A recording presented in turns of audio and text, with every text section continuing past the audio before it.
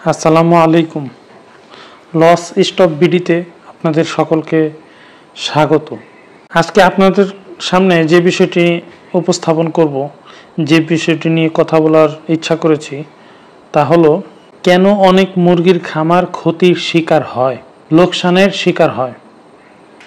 এর একটি কারণ হচ্ছে পরিষ্কার পরিচ্ছন্ন না রাখা, খামারগুলো অপরিচ্ছন্ন রাখা। খেয়াল করেছেন কি কখনো, খামারে যদি মল পরিষ্কার না হয়, পানির পাত্র নোংরা থাকে আর টিকা ঠিকমতো না দেওয়া হয়, তাহলে কি হতে পারে? মুরগির মধ্যে দ্রুত ছড়িয়ে পড়ে রোগ।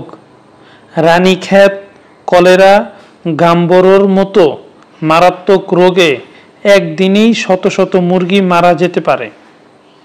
এটাই খামারির সবচেয়ে বড় ক্ষতির কারণ। সেজন্য আমাদের কি করতে হবে? সেজন্য আমাদের কয়েকটি বিষয়ে সচেতন থাকতে হবে।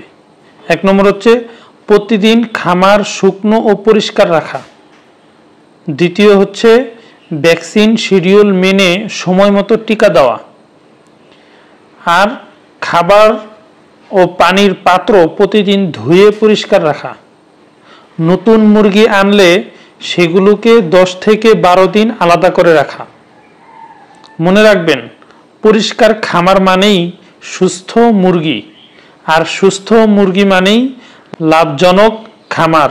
সর্বশেষ দর্শকদেরকে বলবো, যদি ভিডিওটি আপনাদের কাজে লাগে তাহলে অবশ্যই ভিডিওটি শেয়ার করবেন আপনাদের টাইমলাইনে, যাতে অন্য খামারিরাও এই সকল ক্ষতি থেকে বাঁচতে পারে এবং সতর্ক থাকতে পারে।